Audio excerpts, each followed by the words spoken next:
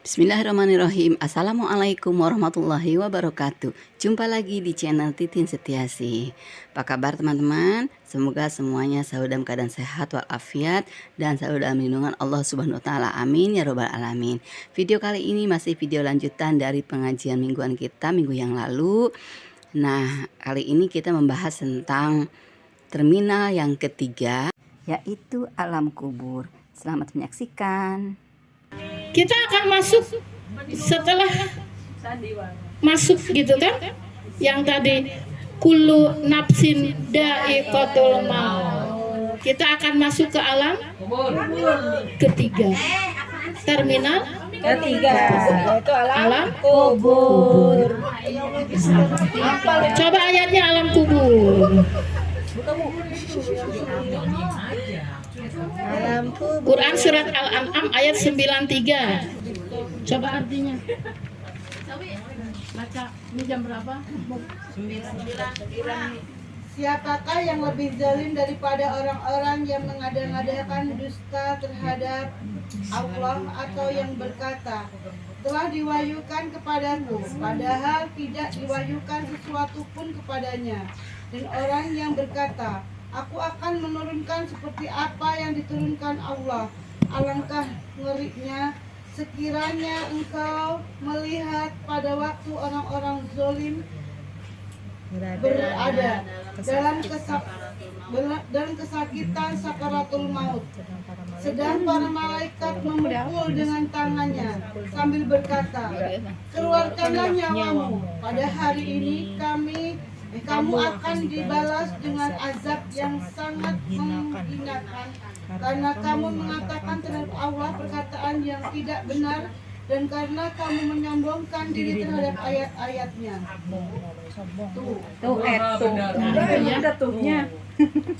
Jadi terminal ketiga yaitu alam kubur. Dengan proses apa? Kematian. Maka dengan adanya sakaratul maut. Maka di sini sakaratul maut itu kalau tadinya kita ingkar kepada Allah, kufur kepada Allah, ya mengikuti hawa aja, seperti ulaika kal an'am kul adallu, gitu kan. Maka oleh Allah begitu malaikat sakaratul maut, malaikat siapa? Ijrail ya. Begitu mencabut nyawa itu disiksa, keluarkan kan suka ada ya yang mau meninggal itu. Kadang berapa hari waktunya keluh kesah gelisah gitu kan. Terus kadang ya banyaklah tanda-tandanya, matanya ke kanan ke kiri itu diperlihatkan oleh Allah ya kan. Terus kakinya, tangannya keras kaku, itu seperti itu. Jadi kita akan masuk ke alam terminal ketiga, yaitu alam kubur ya, dengan melalui sakaratul maut, dengan melalui kematian. Maka oleh Allah itu dalam sakaratul maut, kalau kita keingkaran tidak mengucapkan la ilaha illallah selagi hidupnya, ya kan? Ya kan, kalau sudah mau ditalkinan, kalau tidak ada yang mengajarkan kan susah untuk mengucapkan la ilaha illallah, asyhadu an la ilaha illallah. Maka dari sekarang ketika kita habis sholat, kita wirid, kita berzikir kepada Allah, la ilaha illa anta subhanaka inni kuntu minadz dzalimin. Baca asyhadu an la ilaha, terus berzikir kepada Allah supaya nanti kita di akhir hayat dalam keadaan husnul khotimah, diberikan oleh Allah kenikmatan. Kalau ada orang yang meninggal langsung dengan la ilaha illallah, langsung dari atas gitu, maka dia mengucapkan, emang semuanya ngorok gitu, tapi mengucapkan la ilaha illallah ya. Maka masuklah di terminal ketiga, yaitu alam kubur. Apakah alam kubur yang ada di Perwira? Bukan, itu mah dunia. Alam kubur ya ada di genggaman Allah. Dalam surat Al-Mutawaffifin Allah jelaskan, disimpan ruhnya ya kan. Di mana? Kalau orang itu baik, soleh, maka disimpan di tempat sijin. Apa itu sijin? Sijin itu adalah tempat orang-orang yang durhaka kepada Allah. Tapi kalau itu soleh, watawasabil haq, watabisob, wa amilu solihah, maka oleh Allah ditempatkan di tempat iliyin. Wa ma adrokatul iliyin. Apa itu iliyin? Tempat yang sangat dimuliakan oleh Allah, tempat bersandarnya orang-orang yang beriman. Maka di situ ada dua tempat, ada tempat sijin, wa ma adrokama sijin, ya kan, tempat sijin, tempat-tempat penghinaan. Di situ sudah merasakan sakitnya, ya kan, sakitnya, siksaannya sudah merasakan, walaupun belum ada sebuah pertanggungjawaban, belum ada, sampai Allah gelar, ya, sampai apa? Sampai sangkangkala terminal keberapa? Terminal keberapa tadi? Terminal ketiga. Sampai masuk ke terminal keempat, sampai adanya sangkangkala ditiupkan atau hari kiamat. Al-Qari'ah wa ma adrakatul Qari'ah. Idza zulzilatul ardu zilzalaha. Dihancurkan oleh Allah. Maka di situ orang yang tadinya ditempatkan di tempat sijin, tempat yang sangat sakit, ya kan? Begitu mendengarkan teriakan, ada apa gitu kan? Maka kata Allah, kiamat sudah digelar oleh Allah, ya kan? Sangkangkala ditiupkan oleh Allah. Begitu ditiupkan oleh Allah dengan izin melalui malaikat Allah. Siapa malaikat siapa, Bu? Malaikat siapa yang meniup sangkangkala? Malaikat Israfil. Ditiupkan 2 kali tiupan, maka luluh lantah. Ya, apa tandanya sekarang sudah ada? Ya, tanda akhir zaman diantaranya yaitu sekarang sedang berperang dunia ketiga, yaitu antara Palestina dengan Yahudi, ya, dengan Yahudi. Israel itu bukan sebuah negara, tapi itu adalah Bani Israel. Mereka juga intinya Israel, dia mengatakan saya disayang oleh Allah gitu, karena turunan dari Nabi Yakub, kan gitu. Itu tandanya akhir zaman. Tetapi yang puncaknya ketika kaum muslimin wal muslimin semuanya menghadapi sebuah peperangan, semuanya kekacauan. Tidak di sana saja, di kita juga sama. Berarti kita mudah-mudahan masih jauh. Masih jauhnya apa? Ya masih kita sekarang beribadah nih, ya kan? Terus beribadah, memohon kepada Allah ampunan. Ya Allah, ampuni dosa-dosa saya. Setelah penantian yang terminal keberapa? Keempat, masuk di, setelah dibangkitkan oleh Allah. Kan setelah kiamat nanti dibangkitkan oleh Allah. Quran surat Al-Mujadalah ayat 6. Al-Mujadalah surat keberapa ya? Dibangkitkan oleh Allah, atau dalam Yasin juga ada ya? Oh, Yasin. Dalam Yasin, maka dibangkitkan lagi, dihidupkan lagi oleh Allah, ya, di alam kubur. Bukan kubur yang ada di dunia, tapi alam akhirat, alam terakhir. Begitu manusia masuk ke alam kubur, kan jadi semuanya jadi kembali lagi tulang belulang. Tapi satu yang tidak akan hancur, yaitu tulang ekor. Kalau bahasa Al-Qur'annya apa gitu. Jadi nanti dihidupkan, dibangkitkan lagi oleh Allah, dihidupkan dengan bentuk yang baru. Itu harus kita yakinkan, ya. Maka ketika kita dihidupkan dengan bentuk, dengan wajah yang baru, tidak akan kenal satu sama lain, ya kan? Suaminya, karena itu sedang nanti akan sebuah pra-peradilan gitu, meja peradilan, yaitu alam mahsyar. Terminal keberapa? Alam mahsyar. Ke-6, alam mahsyar. Ya. Nah, tidak, setelah dibangkitkan, setelah diciptakan dengan bentuk yang baru, kita masuk di transit alam mahsyar, padang mahsyar, yang mana matahari itu hanya 1 tumbak jauhnya dari kedekatan matahari.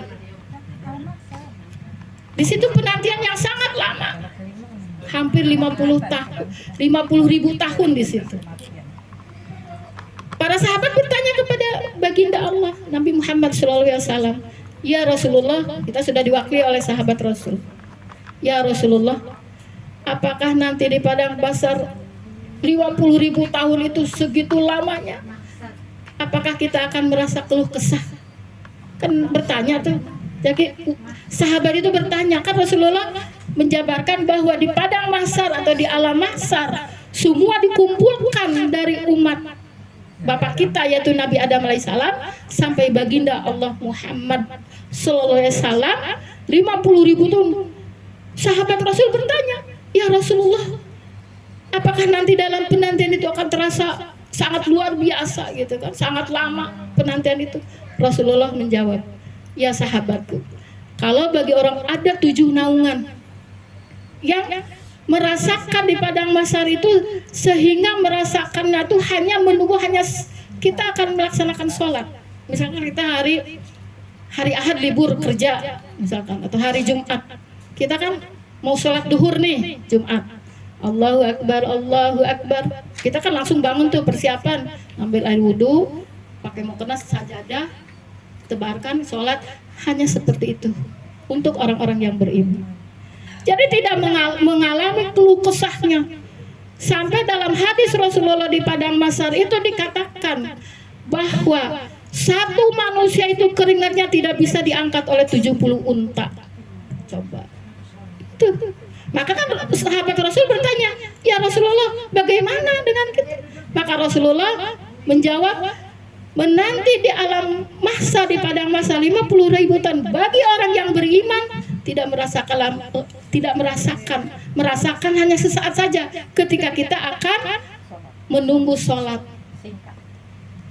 7 naungan itu siapa aja yang diridhoi oleh Allah, yang tidak merasakan keluh kesahnya, kan nanti akan lari kemana gitu kan, meminta perlindungan ke nabi ini gitu kan. Datang ke Nabi Muhammad, umatnya tidak dekat dengan Nabi Allah, tidak pernah menjalankan syariat dan aturan Allah.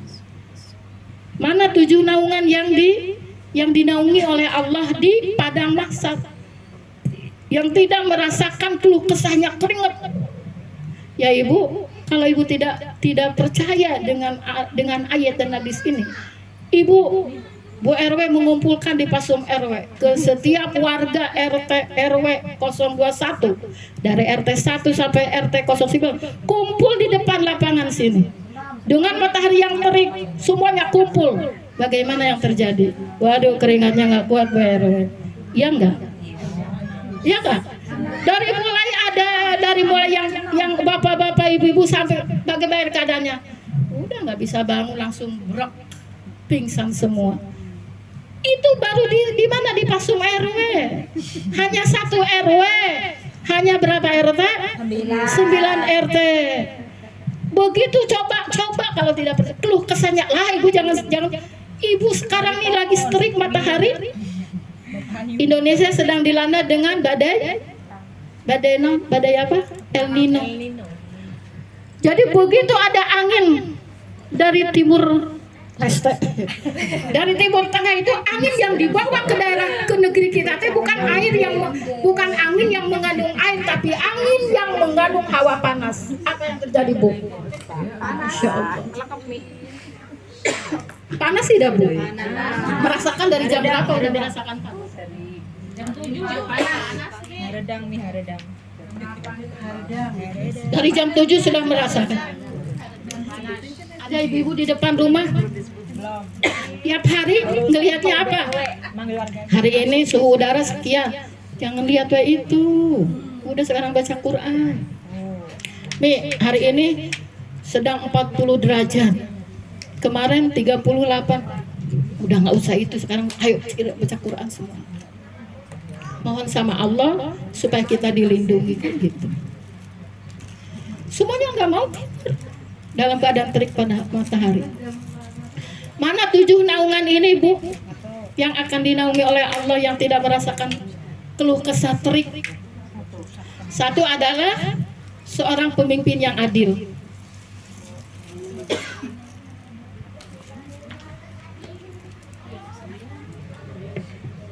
Jam 9 ya Bu. Baru sampai itu aja dulu ya. Insya Allah besok dilanjutkan. Sebutin aja dulu ya tujuannya. Yang tujuhnya sebutin dulu. Oh, Nggak sebutin usah dulu. dijelasin. Nggak usah dijelasin ya. Kan ini baru terminal keberapa, Bu? 6. Kelima. Ke-6. Terminal ke-6 ya. Berapa terminal lagi? Tujuh dulu. Ya, satu pemimpin yang adil.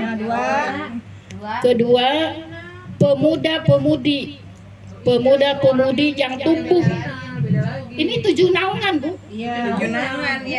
7 naungan di padang mahsyar yang tidak merasakan 50 tahun itu kan. ya 50.000 tahun. Yang muda-mudi yang apa, Mi? 60.000. Ya, 50.000 tahun. Terminal ya. Pemuda-pemudi yang tumbuh ibadah cinta kepada Allah dan Rasul. Ya, remaja-remaji, pemuda-pemudi, gitu kan? Sebelum menikah cinta kepada Allah dan Rasulnya, gitu kan? Kalau tidak ngaji, aduh sayang banget. Gitu. Yang ketiga, Mi. Luar biasa ya. 3. Lanjut. Seorang lelaki yang hatinya terikat dengan masjid. Anak laki-laki yang terikat hatinya dengan masjid. Suami-suami kalau nggak sholat berjamaah ke masjid, sayang. Gitu. Keempat ya. Orang yang menginfakkan hartanya, orang yang menginfakkan hartanya secara sembunyi-sembunyi. Nanti dibahas ya, ada ayat-ayatnya. Seperti apa sembunyi-sembunyi di sini, gitu kan? Masih pertanyaan. Pokoknya seorang orang yang menginfakkan hartanya secara. Nomor kelima, orang yang hatinya takut kepada Allah. Orang yang hatinya takut kepada Allah. Nanti dibahas seperti apa yang takut kepada Allah. Yud karena kiaman waku udan, berdiri, berbaring, berjalan. Orang yang hatinya takut kepada. Nomor ke-6,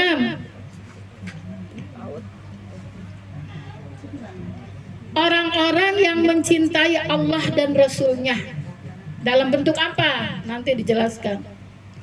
Orang-orang yang mencintai Allah dan Rasulnya. Tuh, nah, golongan ke-6. Golongan terakhir, golongan ke-7.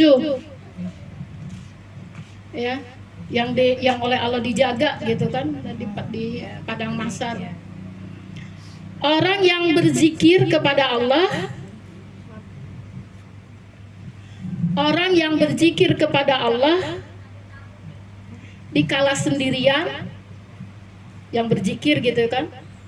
Orang yang berzikir kepada Allah dikala sendirian sampai kedua matanya mengucurkan air mata. Ya kan? Duhur, asar gitu, apalagi di tengah malam, sepertiga malam. Aduh, air mata tuh. Kita mengingat dosa-dosa kita, ya Allah gitu.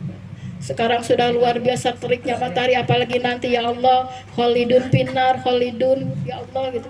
Jadi nomor terakhir itu orang yang berzikir kepada Allah dikala sendirian sampai kedua matanya mengeluarkan air.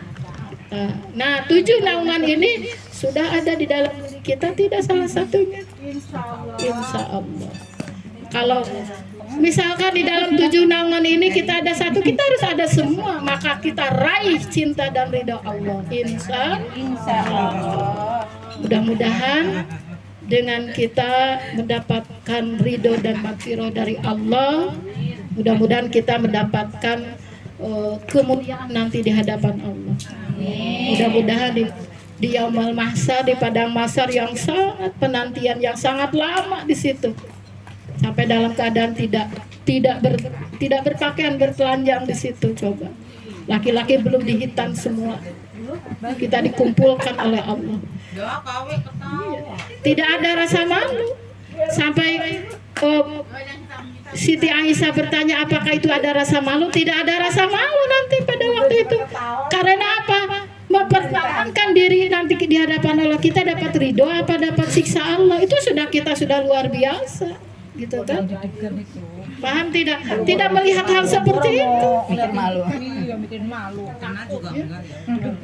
Nah, kalau kita tidak ada 7 di sini, ya udah, tidak saling kenal. Bayangkan satu orang keringat satu orang tidak bisa ditarik oleh 70 unta. Seapa itu keringat kita? Selaput, sampai Rasulullah memperlihatkan tangan Rasulullah seperti ini. Jadi ketutup manusia itu dengan air keringat yang terus bertambah. Ya 50.000 tahun coba. Sedangkan di dunia juga kita tidak sampai baru 50 belum 50 tahun, baru berapa bulan ini, September, Oktober, sudah banyak ibu yang keluh kesah. Nggak kuat panas, lengkap semua gitu kan. Nah itu ya. Usikum bitaqwallah, akhirul kalam, mudah-mudahan materi ini kita bisa bertambah keimanan kita bisa merubah hidup kita, bahkan kita bisa melaksanakan perintah-perintah Allah. Kita terus jangan sampai kita dunia kita akan. Ini bukti dari ibu kecintaan kepada Allah. Amin. Usikum bitaqwallah, benar dari Allah, salah dari lisan saya. Akhirul kalam. Wassalamualaikum warahmatullahi wabarakatuh. Waalaikumsalam warahmatullahi wabarakatuh. Ya, kita istighfar.